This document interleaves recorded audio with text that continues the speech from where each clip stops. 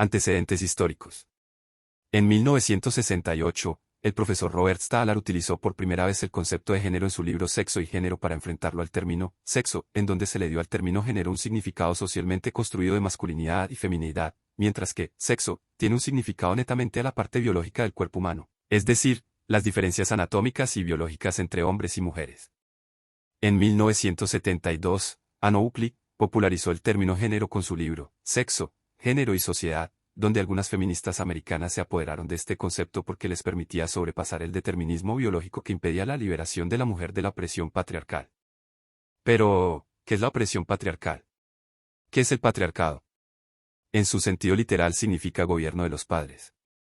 Históricamente el término ha sido utilizado para designar un tipo de organización social y político en el que la autoridad la ejerce el varón jefe de familia, dueño del patrimonio, del que formaban parte los hijos, la esposa, los esclavos y los bienes. La familia es, claro está, una de las instituciones básicas de este orden social. Así el patriarcado es el poder social y político asumido únicamente por hombres. Según Stulle, lo que determina la identidad y el comportamiento masculino o femenino no es el sexo biológico, sino el hecho de haber vivido desde el nacimiento las experiencias y costumbres atribuidos a los hombres o las mujeres. Además, la asignación y adquisición de una identidad es más importante que la carga genética, hormonal y biológica.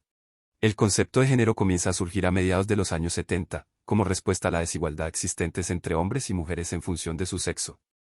En 1974 se firmó en Argelia, la Declaración del Establecimiento de un Nuevo Orden Económico Internacional, que pretendió corregir las desigualdades existentes entre hombres y mujeres.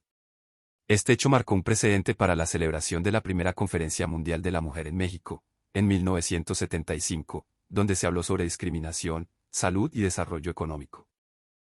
Según Lamas, en 2007, este hecho expuso por primera vez, de forma contundente las condiciones de discriminación, opresión, subordinación, segregación y maltrato que eran sometidas miles de mujeres, además de poner en evidencia la necesidad y la exigencia moral y económica, de sumar a las mujeres a los procesos democráticos y de desarrollo en los países.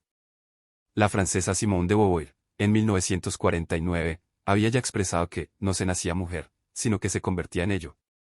De esta manera advirtió que el sexo está más ligado a la esfera biológica, aquello que se trae al nacer, y que la noción de género tiene más bien un carácter sociocultural, que es construida dentro de la sociedad en particular donde se desenvuelve el individuo. En 1986, Joan Scott manifestó que el género no es solo la construcción social de la diferencia sexual, sino también una forma de significar las relaciones de poder y teorizó el concepto de género. En 2009, para Seabra, gracias a la conceptualización de género fue posible seguir estudiando a las mujeres como seres sexuados, condicionados por las expectativas que la sociedad tiene en relación a lo que es apropiado a su sexo, sino también empezar a hacer lo mismo en relación a los hombres. Actualmente la idea y percepción de equidad de género nos permite entender que tanto hombres como mujeres poseen los mismos derechos y deberes en la sociedad. Las mujeres por su parte son libres de su desarrollo personal y social, mientras que el hombre ha asumido un papel de respeto hacia la mujer inherente a su género. Aún hay algunas condiciones por las cuales se puede hablar de inequidad de género, pero gracias a la lucha, educación y transformación del pensamiento esta brecha se ha disminuido. Los derechos humanos y la historia de las mujeres. En la época prehistórica la mujer solo desempeñaba labores del hogar, el hombre era quien realizaba la caza y organizaba sus comunidades. Desde entonces el hombre asumió el papel de tomar las decisiones importantes para su sociedad y excluyó a la mujer a trabajos domésticos y de crianza. Fue solo hasta 1674, donde el francés François Poulain de la Barre que habló sobre los derechos que deberían tener las mujeres en cuanto a educación, ya que éstas no contaban con la posibilidad de recibir ningún tipo de educación formal, únicamente la educación o enseñanza dirigida a labores domésticas. En 1791 la francesa Olympia de Gauguis fundó la Sociedad Popular de las Mujeres y fue la precursora de la Declaración de los Derechos de las Mujeres y Ciudadanía, donde se reconoce y declara los derechos de las mujeres, donde se reclama un trato igualitario de las mujeres con respecto a los hombres en todos los aspectos sociales, políticos y educativos. Entre ellos el derecho al voto, a la participación política, a la participación en el ejército, igualdad en la familia y en la iglesia. En 1848, se realizó la primera asamblea en defensa de los derechos de la mujer en Nueva York, manifestando la desigualdad en los derechos y beneficios que tenían hombres y mujeres, como por ejemplo, que una docente mujer recibía la mitad de sueldo que un docente hombre en la misma institución. Los derechos de las mujeres se han logrado por la lucha y constancia de varios referentes, ese es de mediados del siglo XIX y principios del siglo XX. En la actualidad el término feminismo hace referencia a una ideología y un conjunto de movimientos políticos, culturales y económicos que tienen como objetivo la igualdad de los derechos de los hombres y mujeres. Educación y perspectiva de género. La igualdad de género trata de que la mujer y el hombre disfruten de los mismos derechos y situaciones, y que tengan iguales condiciones para la plena realización de sus derechos humanos y su potencial.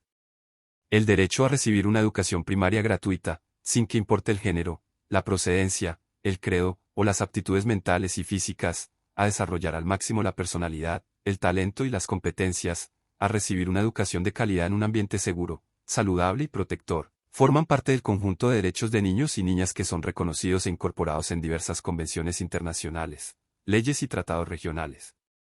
La educación es un derecho humano, hace parte de la Declaración Universal de los Derechos Humanos en su artículo 26 y en la Convención de los Derechos del Niño. El artículo 28 añade que debe ofrecerse en igualdad de oportunidades. En la Cuarta Conferencia Mundial de la Mujer en Beijing, se especificó que se debía asegurar la igualdad de acceso a la educación de hombres y mujeres. De igual forma, esta declaración consideró la educación como un instrumento indispensable para lograr los objetivos de igualdad, desarrollo y paz en las naciones del mundo.